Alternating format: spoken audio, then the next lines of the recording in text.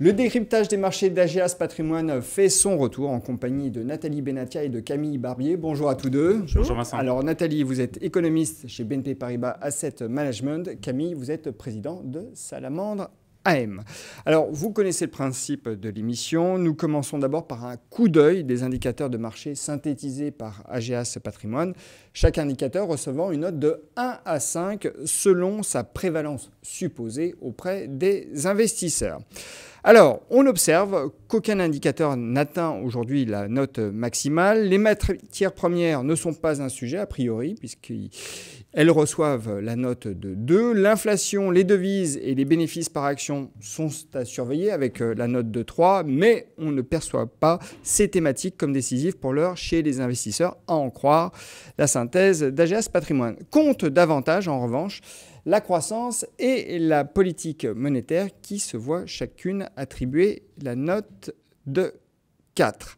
Alors, Nathalie, est-ce que la croissance, c'est vraiment la chose à surveiller, la thématique à surveiller aujourd'hui? Alors, c'est toujours la thématique à surveiller, la croissance économique, bien sûr. Après, ce qui gravite autour de cette croissance en ce moment, de mon point de vue, ce qui préoccupe davantage les investisseurs, c'est tout ce qui tourne autour de la thématique des tensions commerciales entre la Chine et les États-Unis. Et c'est un vrai point d'inquiétude pour vous? C'est un point d'interrogation. Ça peut devenir assez rapidement un point d'inquiétude. Après, est-ce que dans la situation actuelle, on peut imaginer qu'il y ait une influence directe et forte sur la croissance mondiale? Pas encore, mais bien sûr, c'est à surveiller. Camille, c'est également votre sentiment, sachant que, par nature, vous êtes plutôt optimiste. Alors, pas forcément, ça dépend des moments. Mais c'est vrai que la croissance aujourd'hui est le sujet numéro 1 au travers de la problématique des tensions commerciales. Aujourd'hui, la croissance reste, malgré tout ce qu'on peut dire, elle reste positive, elle reste même assez forte aux États-Unis, moins forte, mais toujours là en zone euro. Il y a des facteurs de soutien forts à cette croissance, que ce soit aux États-Unis ou en zone euro, la baisse du chômage, l'augmentation des salaires qui génèrent potentiellement des gains de pouvoir d'achat importants dans ces deux zones. Vous considérez l'un et l'autre qu'on a touché le point bas de ce ralentissement qui a beaucoup inquiété le marché à la fin de l'année 2018 ? Oui, dans la zone euro, c'est vraiment notre scénario. On a vu le plus bas fin 2018, début 2019. Et d'ailleurs, la croissance du PIB dans la zone euro a été plutôt une bonne surprise pour le premier trimestre et un résultat meilleur que ce que laissaient attendre les enquêtes d'activité. Alors pour moi, c'est un petit peu trop tôt pour le dire parce que tout va dépendre de ce qui est en train de se passer en ce moment, de la reprise, de la résurgence des tensions commerciales. Comme je le disais, on a un fonds de croissance qui est là en zone euro aux États-Unis, qui est lié à la vigueur du marché de l'emploi. Mais on ne peut pas faire abstraction de ce qui se passe depuis 15 jours, de la reprise des tensions commerciales à l'initiative du président américain, qui, au-delà des impacts directs d'augmentation des tarifs douaniers, va avoir un impact, comme il l'a eu à la fin de l'année dernière, sur la confiance des investisseurs, mais surtout des chefs d'entreprise.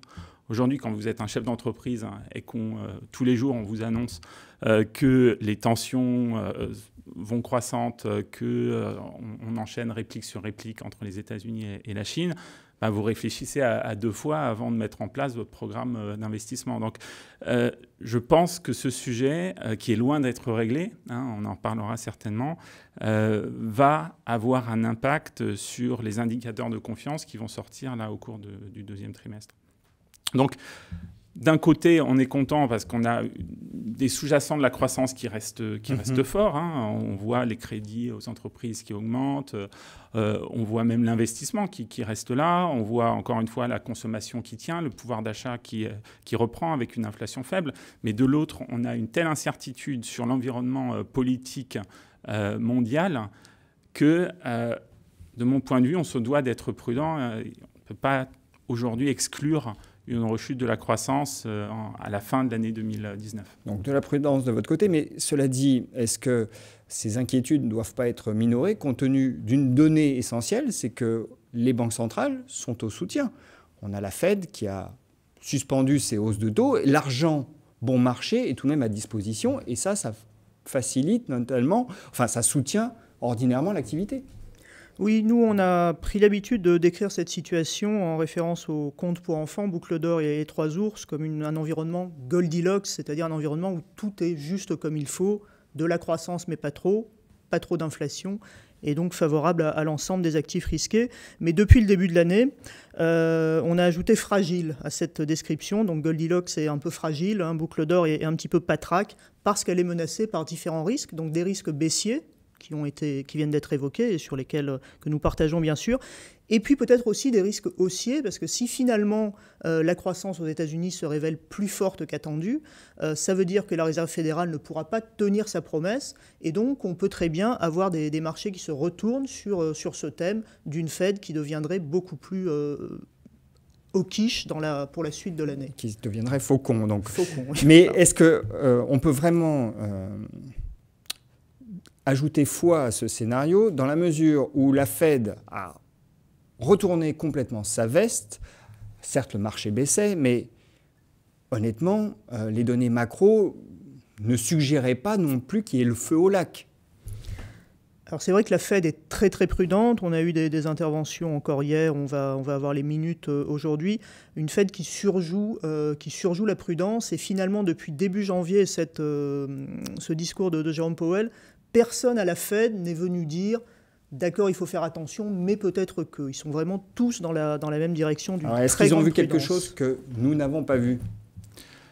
Non, je pense qu'il y a deux choses qu'il faut, à mon avis, prendre en compte là, pour les trimestres, voire les années à venir.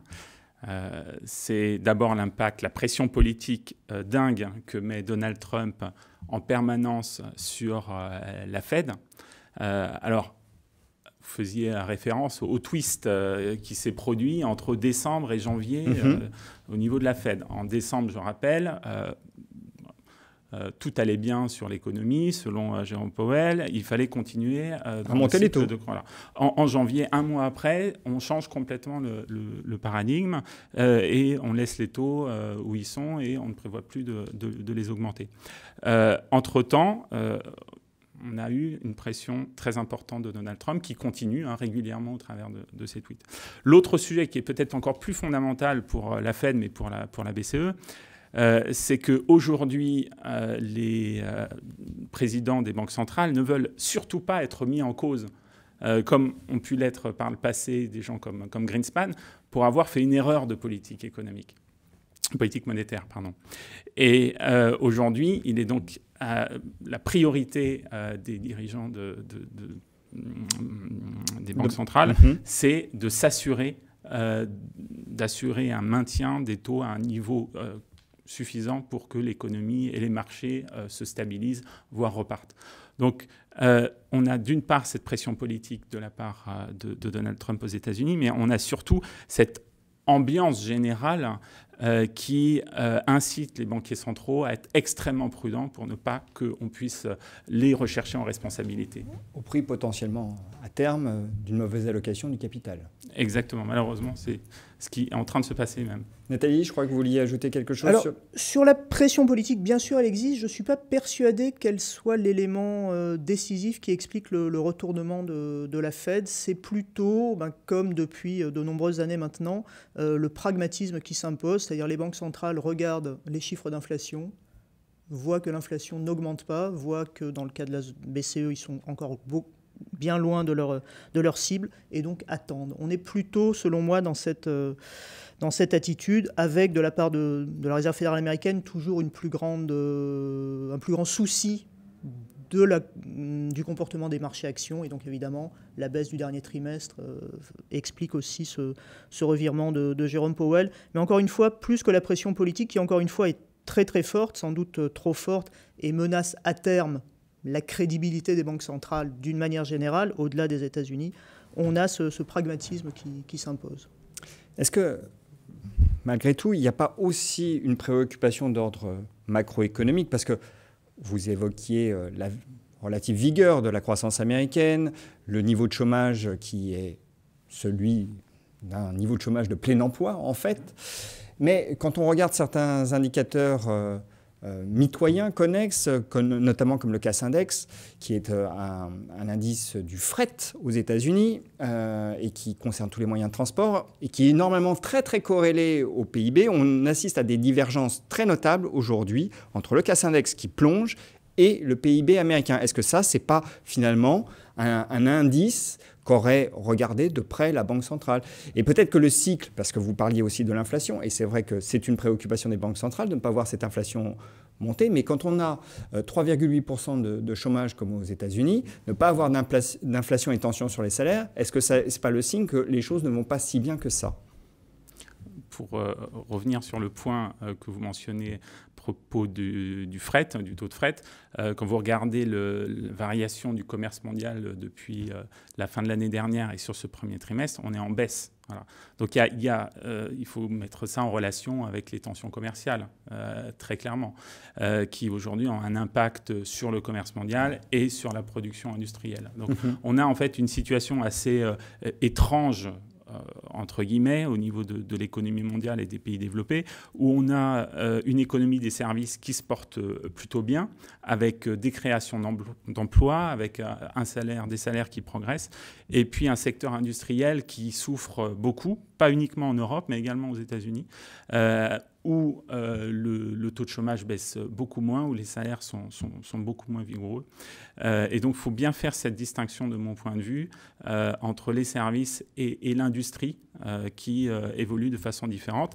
Maintenant, les deux ne fonctionnent pas en vase clos. Hein. Il y a des liens entre les deux. Et on voit historiquement que la variation du secteur industriel présage souvent de ce qui peut se passer sur les services. Donc, encore une fois, attention, mais attention par rapport à la problématique des tensions commerciales qui brouillent aujourd'hui complètement le message et la visibilité. Du coup, en termes d'allocation, quels sont les messages que vous passez auprès des investisseurs aujourd'hui? Est-ce que c'est prudent sur les actions ou pas?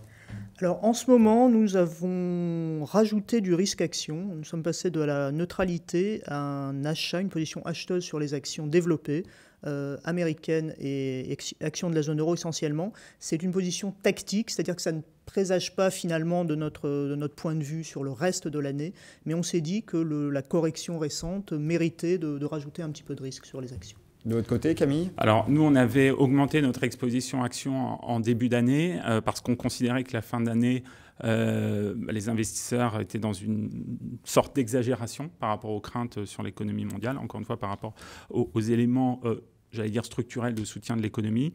On a coupé nos expositions vers la fin mars, début avril sur les actions, sur le crédit un petit peu plus tard, mi-avril.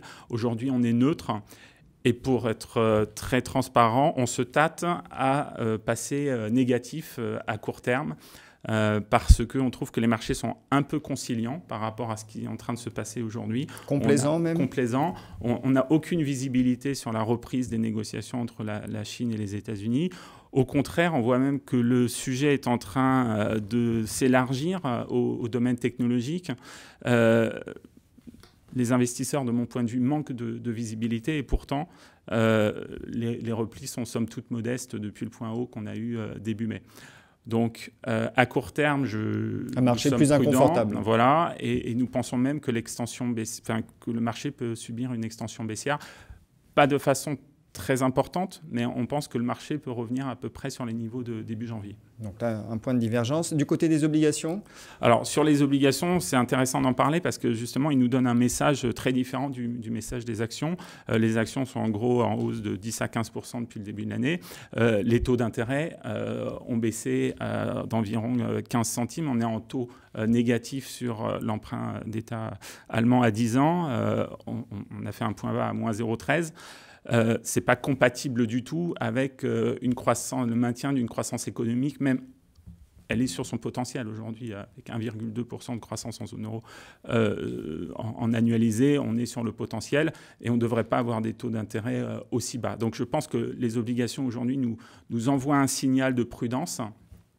Pour autant, je pense que ce signal est un peu exagéré, comme souvent. Et donc, nous avons commencé à augmenter notre exposition à la vente sur les obligations d'État allemandes long terme. Nous pensons qu'il y a un point d'entrée et de vente sur ce marché actuellement. Nathalie, du côté de BNP Paribas Asset Management. Oui, c'est la question qui se pose souvent aux allocataires d'actifs et de plus en plus souvent, lequel des deux marchés entre actions et obligations a raison. Donc nous, là, on pense plutôt que le marché des actions a raison et on est sous-sensible sur notre exposition aux obligations, notamment de la zone euro, notamment le Bund allemand, les obligations cœur de la zone euro. Les taux sont bas, on continue à baisser ces derniers jours, donc ce n'est pas une position forcément confortable. On ne s'attend pas non plus à voir repartir les taux en flèche, puisque tant que les banques centrales conserveront malgré tout ce discours très accommodant, tant que tout le monde est convaincu que la BCE ne fera rien avant des mois et des mois, d'ailleurs peut-être que tout le monde est un peu trop convaincu de ça, et on n'aura pas de tension marquée sur les taux allemands. Donc voilà, on a cette position sous-sensible qu'on mitige en prenant des options haussières ou baissières selon la phase du marché dans laquelle on se trouve. La dette émergente, beaucoup en parlent. Est-ce que vous avez une position favorable ? Oui, on a pris une position sur la dette émergente. C'est à la fois le thème de la recherche de rendement, puisqu'on vient de le dire, les taux sont bas et vont le rester. Donc recherche de rendement. Et puis également, pas d'inquiétude majeure sur les pays émergents. Alors, j'allais dire dans leur ensemble, mais non, ce n'est pas du tout la bonne expression. C'est pas d'inquiétude majeure sur certains pays émergents qui ont fait de gros progrès structurels ces dernières années. Et donc, nous sommes convaincus qu'on peut se positionner sur ces pays. Après, il faut être très sélectif, bien sûr, et c'est ce que font nos gestions. Donc, ça nous permet de prendre, nous, allocataires d'actifs, cette position. Nathalie, Camille, merci. Merci Vincent.